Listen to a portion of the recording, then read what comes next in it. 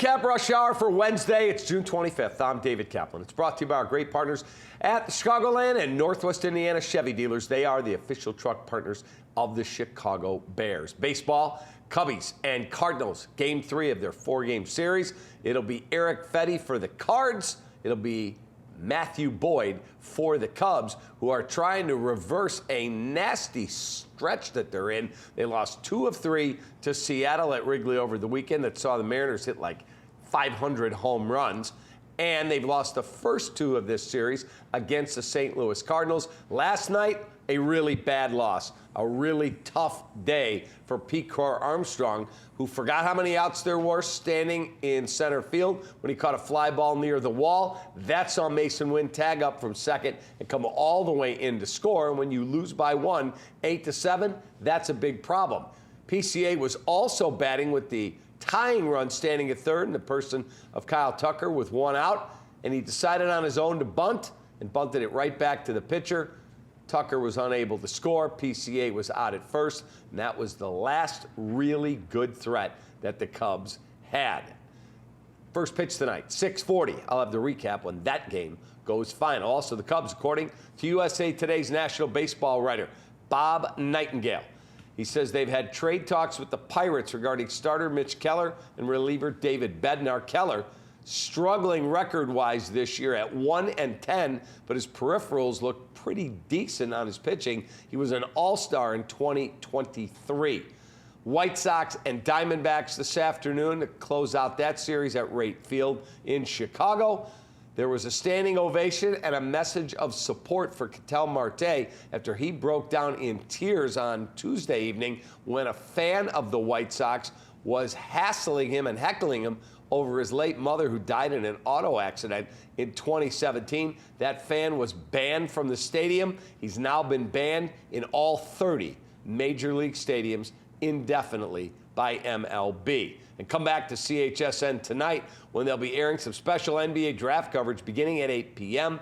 Commentary on the first round, analysis of the Bulls' first pick. Chicago is choosing 12th. There are also a lot of rumors about potential trades with Kobe White and others. We'll see if they come to fruition. Here's today's Ankin Law question of the day. 312-6 million for the best personal injury attorney in Illinois, the one and only Howard Ankin.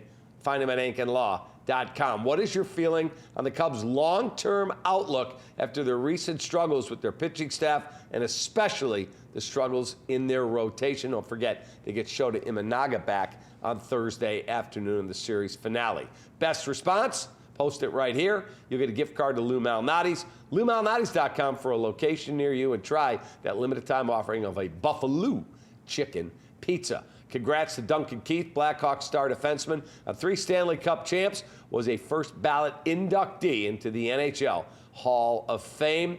And in a recent interview on the Rich Eisen Show, Bears rookie Colston Loveland said Coach Ben Johnson has, quote, a crazy mind. He's got all types of stuff, all types of concepts, all types of, whatever it is, Loveland said. It's definitely a step up, and it is another level. But, yeah, I love it. So far, I'm seeing tight ends run all different kinds of routes, do a bunch of different things in the run game. So, yeah, I'm loving it. I'm just ready to get out there and go to work. He had surgery in January on the AC joint in his shoulder, but reportedly now should be cleared in time for training camp. And Craig Counsell, going back to the Cubs for a minute, said he sent Pete Crow-Armstrong a text message last night checking on him after he was frustrated over forgetting the number of outs in the game. Counsell noted that he did the same thing one time in his playing career. We make mistakes, we're human, the Cubs manager said. And our 4 seasons, heating, air conditioning, plumbing, and electric. Stat of the day. Last night, the Angels' Christian Moore hit a game-tying home run, hit a walk-off home run with his team trailing, drove in all of his team's runs. No other player in MLB history has ever done all of that in the same game. Tonight, we will be at Hooters for a Cubs-Cardinals watch party. Come on out, eat some great food, hang out with me and Ryan McGuffey and our recap team. And we'll also talk a little NBA draft with you.